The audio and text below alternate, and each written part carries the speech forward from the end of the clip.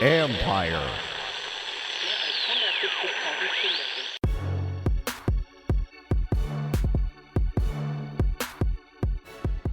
Hello and welcome to another edition of the Last Man Standing podcast. Yes, I'm your host, Ben Standing, and I cover the Washington Commanders for The Athletic. It's Wednesday, early evening here in the DMV. Was out at Ashburn today to catch up with Dan Quinn, Jayden Daniels, and the other players a few days after their Week 1 loss to Tampa Bay, gearing up for Sunday's home opener against the New York Giants.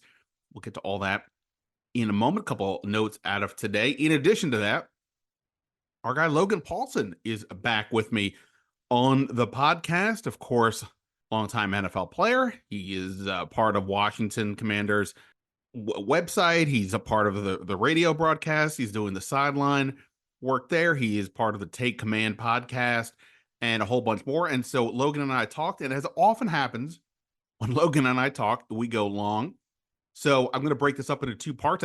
We did speak first about the offense and then about the defense, and specifically about, this was so much of a mystery. What did we learn about what this team is all about? Logan, of course, broke down the tape. I looked at a few things myself, but Logan is an expert on a lot of these matters. So got his view on, to start with, the offense. Of course, what he thought of Jayden Daniels' debut, Cliff Kingsbury's plan of attack. What takeaways, if any, did he get out of this game, and a whole bunch more with that. We'll get to part 2 this week as well. So all that coming up here on the Last Man Standing podcast. You know the drill.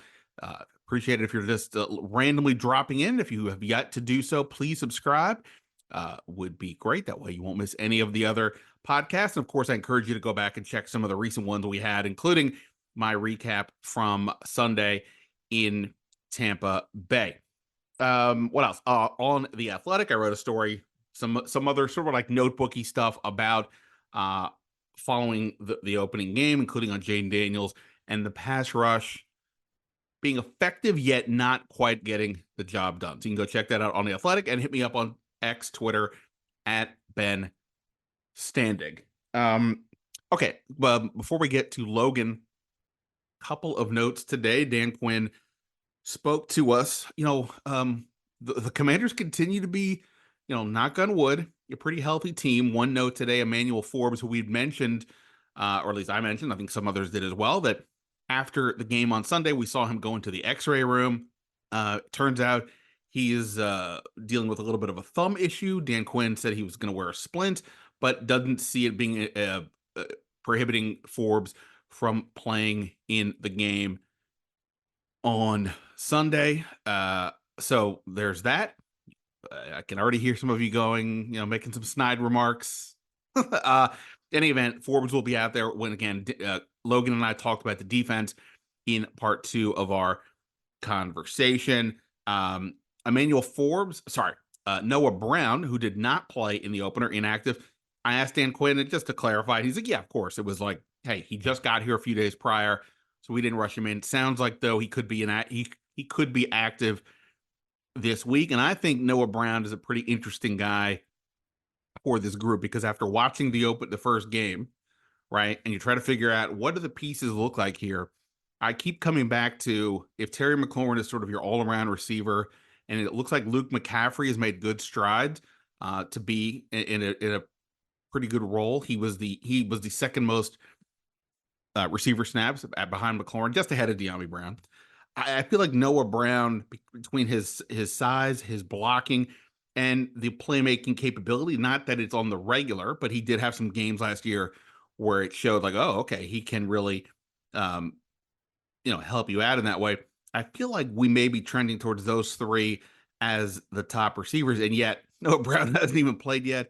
I don't want to dismiss Zacchaeus or De'Ami Brown or anybody else in the room.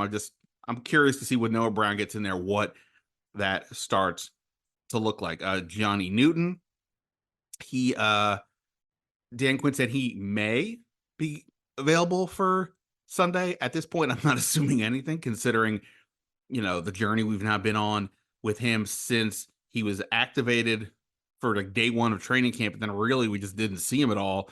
But for a day or two here and there, it sounds like he's close. It felt like had felt like that previously. Obviously, I think we're all pretty excited to see what he can do and what kind of havoc he can help cause in the middle and be a pretty good complement to John Allen and Deron Payne. Dan Quinn was asked about Tell the Truth Monday and the reaction he got from players after they went over the tape and whatever they discussed in that room. He said he thought he sensed urgency from the group. Specifically, he thought this when he showed up on Tuesday, the players' day off, and there were a bunch of guys, he said, watching film together. Take it as a good sign, why not for now? But that's what he had to say. I also tweeted out some video of Dan Quinn talking about that Tell the Truth Monday, also about Jamin Davis, his first regular season game as an edge rusher. Today, Austin Seibert, Washington's new kicker, was at camp today, and we'll see how this goes as well. As far as Jayden Daniel goes, I don't know that he necessarily said anything that was different than what he said on after the game on Sunday, but when people ask me if I'm optimistic about him, and I generally say yes, it's moments like the press conference on Wednesday that explain why. He seems like he's in a pretty good mood all the time. He seems to answer his questions with this sort of little half grin a bit. He always I don't want to say he's like in on the joke of the world that we're all in here, but like he does seem to have a pretty positive vibe. And I think, I think that's important right now because the last thing you want is for your rookie quarterback. They lost the game. The passing game wasn't quite there, obviously, but he's still sounding pretty good about what he thinks he did, what he can improve on, and all that. So, that's the type of stuff that we don't talk about a lot. We talk about is he running too much? Again, I think that's an overstated conversation. Yeah, I think everybody understands he ran a little too much, but it wasn't them calling plays. He just felt, hey, there was something, there's pressure or what have you. The play's breaking down. Let's make a move. Logan and I will get into that shortly. But, I continue to be impressed by Jayden Daniels' demeanor and vibe, and that's something that the players, the staff has talked about for the last several months as well. Of course, Sunday is also the first NFL matchup with Daniels and his former LSU teammate, wide receiver Malik Neighbors, who was the number 6 pick in the draft. You can check out a video I took of that on Twitter as well. Now, obviously, that'll be an interesting subplot to say the least. Wednesday injury report.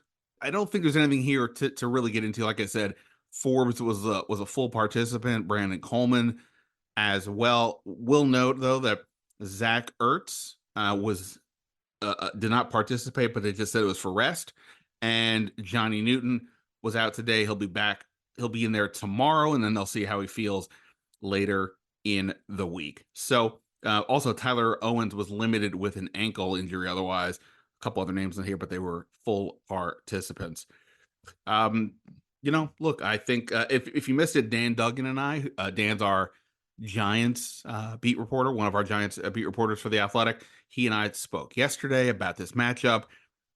It's a must-win game. I think you can make an argument it's a must-win game for both teams, but really for the Giants, for them to fall to 0-2 with all that they've had going on this offseason, and they are a team who really has strived to be better this year, where Washington only sort of subtly did it. I think this would be a big loss for them. It sounds like a lot of the betting action is going towards Washington because people are really down on Daniel Jones. So be it. But if you're a contrarian gambler, say like our friend Kevin Sheehan at the Team 980, then you may be thinking, ooh, the Giants are kind of the play this week from that perspective, because obviously it's not like Washington has shown a ton. But that's why I think this game is sort of going to be interesting. Are people just dismissing the Giants too quickly? They have some good talent on the defensive line. I think their offensive line looks to be a bit better. Malik Neighbors against the secondary. He's only his second NFL game, but obviously he's a pretty electric talent. And we saw that Washington had some struggles last week. So should be an interesting game. Obviously, for Washington, it's a big one. Just from, to get that first win under Dan Quinn, I think would go a long way towards making people feel a little bit better about the situation. But it's always feel good. It always feels good when you get to talk to a guy like Logan Paulsen, who I always appreciate because Logan, even though he works for the team, he brings it to you, I think in a real and honest way as he conceivably can do. And that's why I always enjoy talking to him about so many different angles with his team. And like I said, we start with the offense. Uh, talk about Jayden Daniels, talk about the running backs, the receiver room, Cliff Kingsbury, and a bunch more. So, without further delay, let's get to this. We'll do part one of my conversation with Logan Paulsen, and then later this week, part two, focusing on the defense. So here we go. Logan Paulsen here on the Last Man Standing podcast. Hey everyone, Bram Weinstein here, play-by-play voice of the Commanders and founder of Empire Media, and we are so excited that Ben Standig has come along and joined us with Empire with his awesome podcast, Last Man Standing. I wanted to tell you about our two other primary shows, and selfishly mine, the Bram Weinstein Show, which can be heard on ESPN 630 in DC from 11 to 12, but then becomes a podcast that goes up immediately at 12 o'clock, 5 days a week. Some of the best Commanders and DC sports coverage you're going to get. So if you love Ben's show, check out mine as well. And also don't forget to check out the John Keim Report from Empire Media as well, the ESPN Insider. We are bringing you the best Commanders coverage all season long.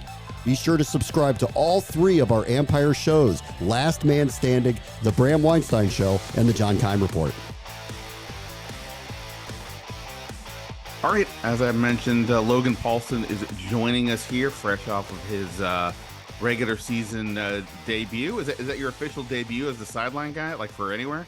I mean, in a regular season? Yeah, I guess so. Yeah, I guess so. Wow, regular season debut, yeah, for sure. Yeah. So we're all talking about Jayden Daniels and Dan Quinn, and look, we got over here. And, you had to do it in the heat. I mean... It was warm down there, for sure. It really tested my resolve. Thought I was going to catch a cramp, but we fought through it. We made it happen. So you obviously played the game, so this is probably not a very interesting scenario for you. But as an analyst, does it feel different being down there on the sideline versus whatever, watching on TV or being in a box or like when you're in real time watching the game?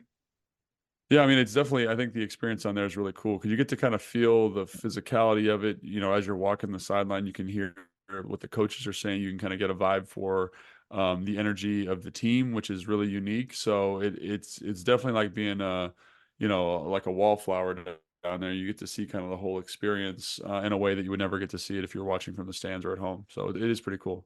Yeah, no, very, very, very jealous, very jealous. All right, enough flirting. Let's get to the game. I presume you've had a chance now to watch at least a good majority of it back or whatever you do. Just out of curiosity, every year, like we always talk about, what does a team do to improve? I mean this seriously. Like, you are a guy who really likes watching film. Are you doing anything? Did you do anything different this offseason or going into this season? Think, hey, I want to this year incorporate this into my film work or anything that maybe there's new technology out there, whatever. Is there anything you doing different? Yeah, for me, I think the big one is just trying to make sure I'm more efficient when I'm watching, making sure I'm watching stuff that's important. There's a lot of plays in the game that aren't important. And that's kind of the hard thing about determining what's the critical plays to watch, because I want to increase the volume that I'm watching. So like, this, for example, on Monday, I watched the game, the Commanders game, and then I'm like, started watching the Giants game. And then I have to watch stuff for some of my clients that I consult with around the NFL. And so it's like 6 or 7 hours of film watching. So I just need to make sure that I'm optimizing. And so, like I go through I before I watch, I try to make sure I go through the, the game sheet of kind of plays, explosive plays, make sure I touch on those and highlight those. And then, kind of first and second downs that aren't good. So I've just tried to streamline that process a little bit. It's not going extremely well so far because, like I said, it took me 7 hours on Monday to get through all the film. But, that's kind of my objective this year. And to your point, is like incorporating some analytics in my approach to watching film. So again, I can kind of focus in on certain things like storylines, for example. So, but it's a work in progress for sure. All right. Well, look, it's only week one. And as we're going to discuss, we're not going to assume that what happened in week one is going to be a harbinger of things to come. I like to believe things will get better. So to Yeah. that end, like, I think what's interesting to me is the big ass the big mystery for this team going into this game was we don't really quite know what Cliff Kingsbury and Joe Witt were going to unfold. I mean, sure, you can look at their individual histories and say, well, they'll do that, but we don't know. But to some extent, because they were pretty vanilla, obviously in preseason games, and sure, you can see certain things in practice, but you know, like Luke McCaffrey was not getting the second most snaps in practice the way I was seeing it with the first team, and then of course he now gets the second most snaps, things like that. So starting with the offense, I guess. What did you learn? Like what did you learn watching this that maybe you didn't know that Cliff Kingsbury was going to do or how he was going to do it throughout the summer?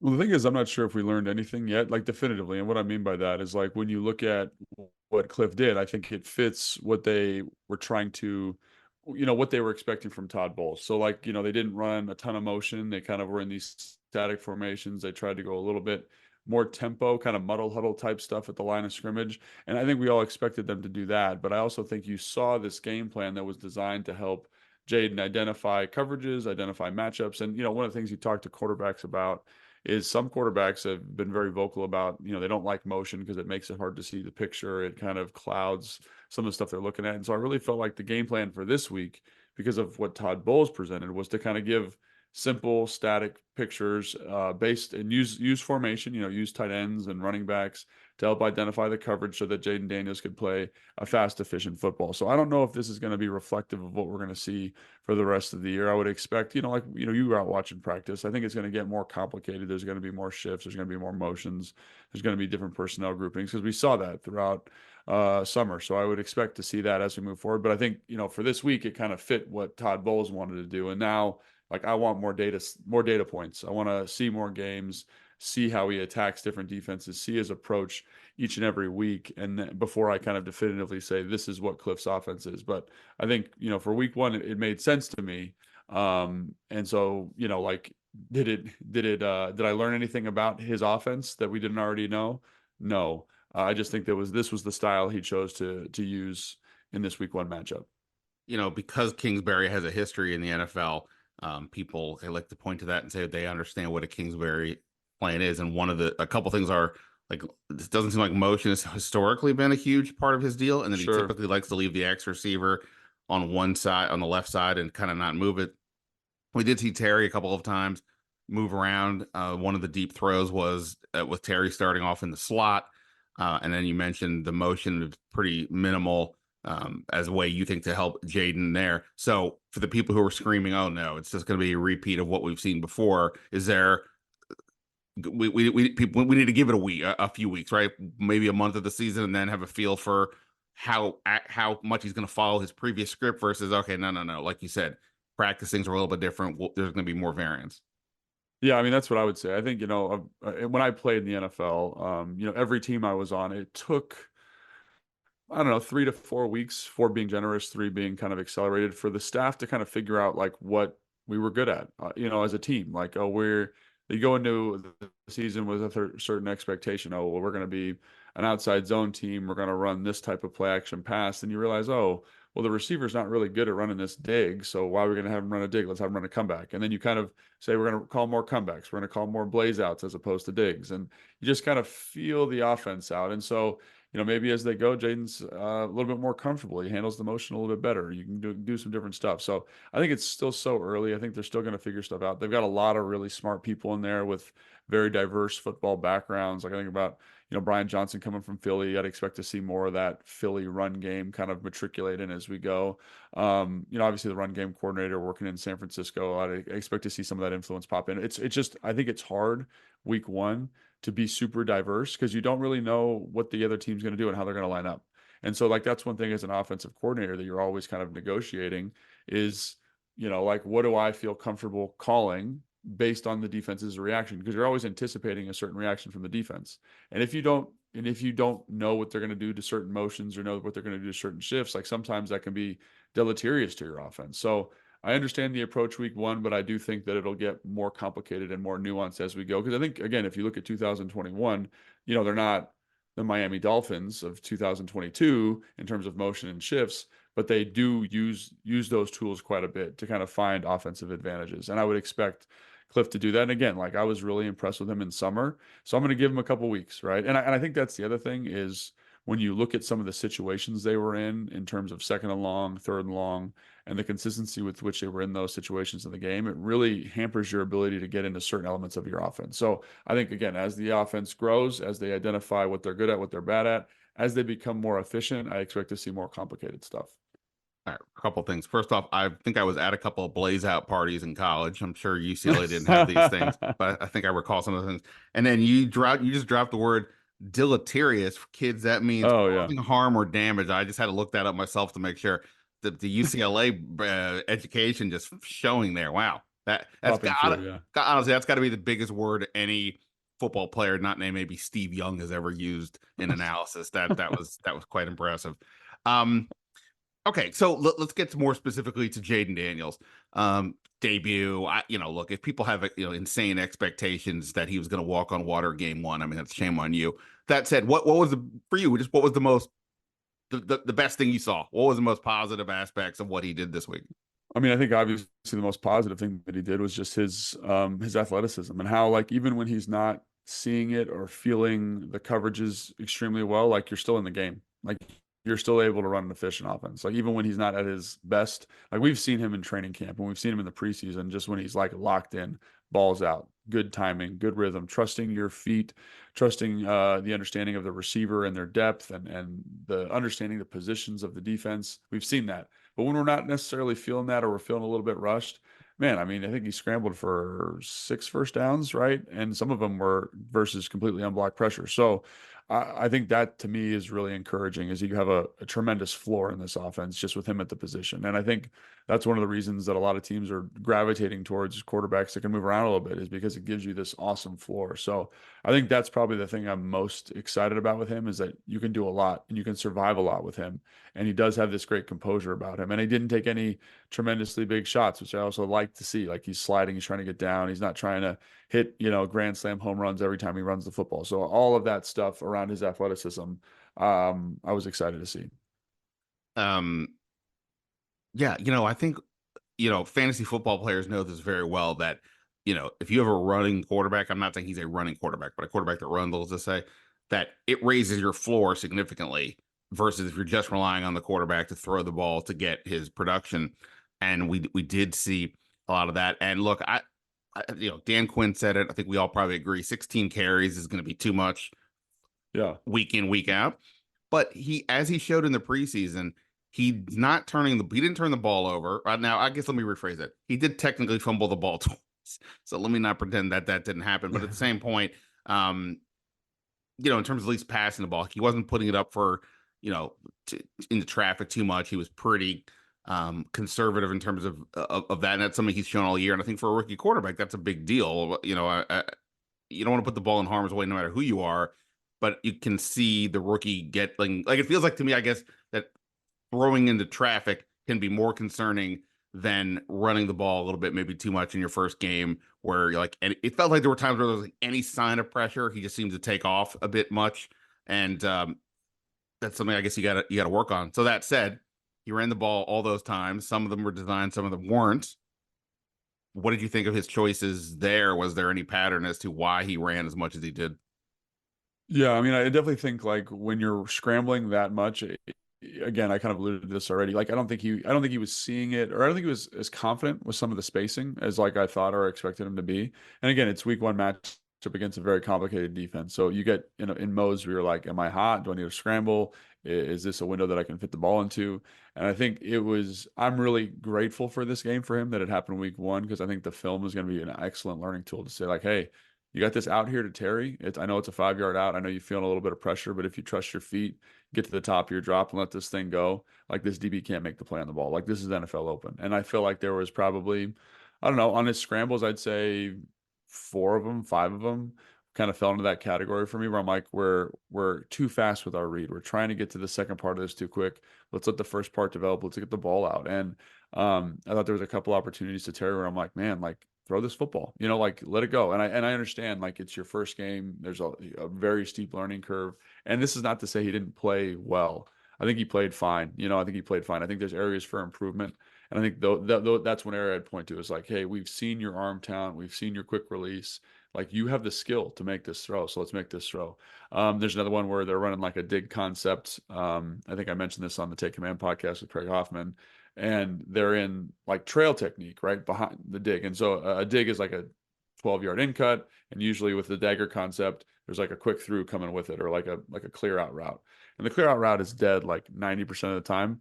But if you get two man, which the defensive back is in trail, then throw the football to the seam, right? To the clear out.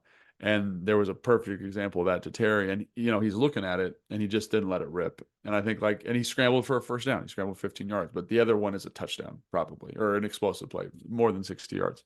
So those are the types of things that I look at and say, man, if we get you doing and hitting some of these throws in addition to what you showed as a runner, like the sky's the limit. And I think ultimately, like, that's one of the things about having this game early is you're going from this game with this very complicated defense that brings a lot of zone pressure, that has unknown rushers, who's dropping out, hard to see coverage structure, to a team next week where you're going to be able to identify a lot of what they do pre-snap.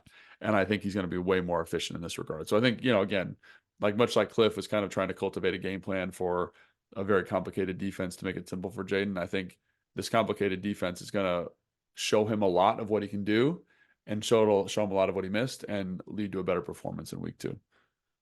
It's always fascinating, the narratives that come out of a game, because the passing yards weren't really there, especially not in the first half.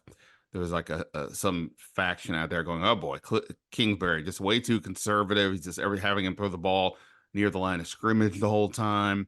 But then there's another, it's like, well, as you were just discussing, like, he's just taking off too quick. So I guess I'll just ask you, what was ultimately, you think, more conservative, Jayden's approach, or what, Jayden's execution, or the actual game plan from Kingsbury? Yeah, I think it was probably, I'm gonna say Jayden's execution. And again, like we're kind of splitting hairs here in terms of what's going on. But you missed the deep ball to Terry at the start of the second half, which would have been a huge explosive play. Just talked about the dig that you missed. There was a deep lock route, or like a 20-yard curl that I felt like he could have been more aggressive getting the ball to. It ended up being a check down to Austin Eckler, and Austin Eckler was able to run for 30 yards. Great job by him. And again, it's not a bad, like, the thing that I think is hard for fans to kind of hold the duality of this in their mind is that I want to see him make that big time throw because he's capable of doing it, and it's part of the progression. His eyes are there, right? And again, because he throws the ball to Eckler doesn't mean that that's a bad play. It just means, like, why are you bypassing this first thing to get to the second thing when the first thing's clearly there? There was another thing on the B-Rob almost touchdown run where he catches the ball on the shallow cross and runs up the sideline. Like, they're running like basically a shade, what I would call a shade concept in Kyle Shanahan's terminology, like a shallow cross, and then like a kind of a high over route by Ertz, and then a post to that same side by Terry. And Terry does a great job in quarters at clearing both those guys out. And there's a huge throwing window to Zach. Like, that's the number one read. That's where we're starting. Why are we bypassing that so quickly to get to the B-Rob thing? And so, again, I think he's going to see those opportunities and be like, yeah, I can, that ball, because that ball is 15 yards down the field. The one to Terry is 20 yards down the field. The other one to Terry is probably 15 to 20 yards down the field. And the other big completion is 15 or 20 yards down the field. And I know that's not an incredibly high volume of downfield throws, but when you look at some of the best offenses in the NFL, like they earn those deep throws through a low average depth of target to get those big explosive plays down the field. So I think the narrative is completely different coming out of it if he hits 3 of those. And you're like, wow, like, look at how explosive and dynamic this offense is. And look how Cliff called this game to kind of insulate him early. So, again, could Cliff be more aggressive? Sure. I mean, I think every offensive coordinator kind of battles with that each and every week. But I think if the execution's a little bit better, and not that it was bad, I want to be very clear about that. It just wasn't optimal. And as long as we get something closer to optimal in terms of execution, I don't think we're having this conversation with regards to conservative offense. Yeah, I mean, I said to my friend, like, yeah, like kind of you said, look, sure, there could be ways they'd be more aggressive, but if that play where Jayden throws to Luke McCaffrey and then Luke looks like he's going to throw the ball back, if that's in your bag in the first game, I don't think you're being very conservative. By the way, can you explain to me? I must be a dummy. Dan Quinn even joked that, I guess, Luke doesn't want to be a quarterback because he didn't throw the ball. The play itself was credited as an 8-yard reception. by McCaffrey. How could it be an because 8-yard reception and he could throw it back? What am I missing here? so I think I went back and looked at this and I was kind of thinking through what was happening. So that first throw is it's behind the line of scrimmage. So the next throw can be a lateral. And I think that's what they're looking at there, right? It's like as he ended up catching the ball and then running for 8 yards, which is why it's credited as an 8-yard completion. So he caught the ball behind the line of scrimmage, like on a screen. He can lateral that football. And so Jayden, if you watch him, he's getting really deep back there, and they're setting up the offensive lineman in front of him. He could throw that ball back to him as long as it's a lateral. And so I think like that's where, it was set up. I think he could have made the throw. He just didn't feel comfortable with it. Probably couldn't see it because like when you're looking at it from Yeah. Luke's perspective, there's offensive linemen running around, who's who. And, it's like, I'm sure one of the coaching points on that is like, if you don't love it, run it. And so if you didn't love it, he's going to run it. He's a receiver. Like that happens all the time. So I understand in terms of the logistics of it, that's why the play would work. However, didn't throw it, not a big play. It didn't end up being an explosive play. Yeah. No, Jayden was like when I did like this, screenshot, like Jayden is like kind of close to I forget which lineman it was, but kind of close to the lineman because, maybe you don't see him as well. But yeah, I guess because the path went forward, you're right, but it was behind line of scrimmage, but it went forward from Jayden to Luke. I was like, wait a minute. Yeah, you can lateral that. And so again, it's all about the setup. And sometimes you'll coach that as a coordinator to make him think, oh, it's a forward pass. But if it's behind the line of scrimmage, we're okay. We can still you can lateral any time, right? And so as long as the second pass is a lateral, we're okay. So I think that's the way I interpreted that play. All right. And you mentioned already the play where Robinson got a 32-yard catch and Eckler was out there with him. I asked Dan Quinn the other day, is it realistic to think that you guys are going to have to figure out ways to get both of these running backs on the field more together? They were in 21 personnel, only 3 plays this time, which is in line with what Washington was doing last year. That's not crazy. But at the same point, when you look at the other options other than Terry, it just feels like they're going to have to figure out how to get these two guys, not just split carries, but like on the field together. Where are you on that notion? Is that just being too, come on, Ben, that's ridiculous? Or is that like, hey, you got to get your best guys on the field one way or the other? No, I think you got to get your best guys on the field. I think this kind of falls into the bucket of like week 1. Like you don't really know what you're going to get. Let's say I get in 21 and they stay in base, right? Like, and we have runs out of that. I don't want to run versus their based offense, right? But if they're going to play base and we have passes up, then we're good to go. So that's, again, as the season progresses and Cliff understands the responses certain teams will have to their personnel, I think you're going to get more diverse stuff. Because I think that's a great personnel to be in, right? Because who's going to match up? Like, it's all about creating matchups. And I think one of the first interviews I did with Cliff when he got here was like, personnel is a great tool for finding matchups. And so like that's when you bring in a guy like Zach Ertz, because he's going to draw Levante David as a matchup. And as good as Levante David is in coverage, I would like that matchup from a receiving standpoint for Zach. And he showed multiple times why that's a good matchup. It's the same thing for Austin and B-Rob. If they have to put their outside corners on your receivers, one of those 3 guys we just mentioned, Zach, Austin, or B-Rob, are going to draw a linebacker with a coverage player that's not very good. And so can we isolate them? Can we put them in a position where we can see it and put them on a route that's advantageous to us? So I definitely think you're going to see more of that from a pass game standpoint. In the run game, it gets a little bit wonky in terms of, do you want Austin Eckler blocking a linebacker kind of on lead, or B-Rob doing the same thing? Or how do we maximize that group? I think there was a really clever play there on that scoring drive where they kind of lined up an offset gun stacked behind each other, and Austin runs hard to the left. It kind of plays like a jet sweep in terms of action to the defense. It pulls the linebackers out, create good angles for the offensive line, ends up being a 6-yard run. So like that type of stuff is great. It's just, how do we build that package out and become more creative and not just have like one-off formations? Like what else can we do out of that that's going to help those guys be successful throughout the season? So yeah, I definitely think you're going to see more of that as the season goes on. And I talked about this over the last couple of weeks, but that, realistically, with looking at the receiver options that they have, the wide receiver options, that this is going to have to be a job for Cliff Kingsbury to be at his tactical best to make this group work. Because other than Terry, there's nobody out there that you go, well, this guy's got to play, all the snaps, or this guy does 3 things particularly well that we can use him a lot. There's a lot of guys who can do like 1 thing, maybe 2.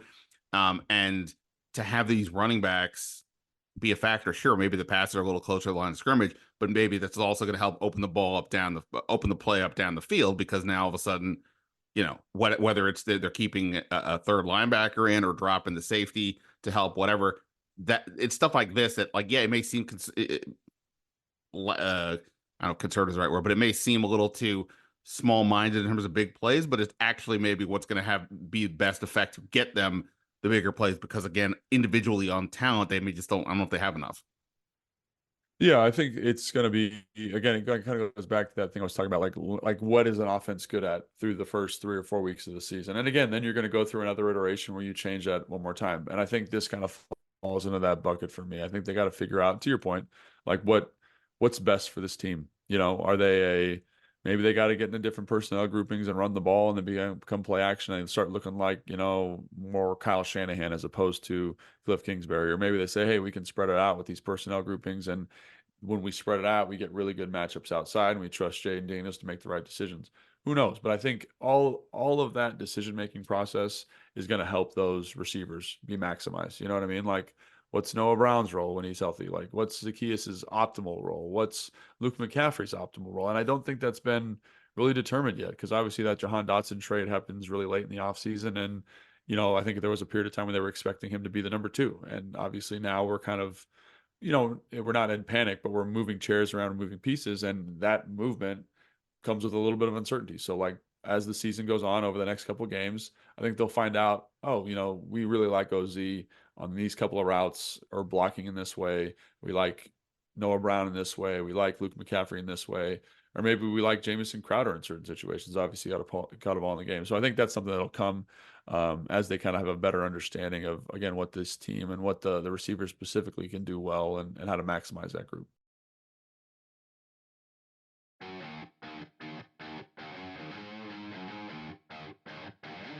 All right. Always a fun conversation, as I said, with Logan Paulsen. That was part 1. We'll get to part 2 this week. It's focused a bit on what did he think of the pass rush. There were some pressures, but no sacks, which is reminiscent of last year. There were other aspects of this, of the week 1 performance that, at least on the surface, felt like similar to what we've seen before, but Logan says, and not so fast on that. He explains why, and then I also threw at him a few fact or fiction questions on involving Noah Brown, Luke McCaffrey, whether if there's a specific position that I brought up, should Washington look to add a free agent now, and more. So we'll get to that later this week for sure. But that's going to be it for this episode of the Last Man Standing podcast. By the way, I keep forgetting to mention, but there is a YouTube channel as well. You can see Logan and I talk there. Might be too much handsome for everybody to handle. I understand that, but nonetheless, you can check that out as well. But that's going to be it for now. Ben Standing is signing off. Until next time.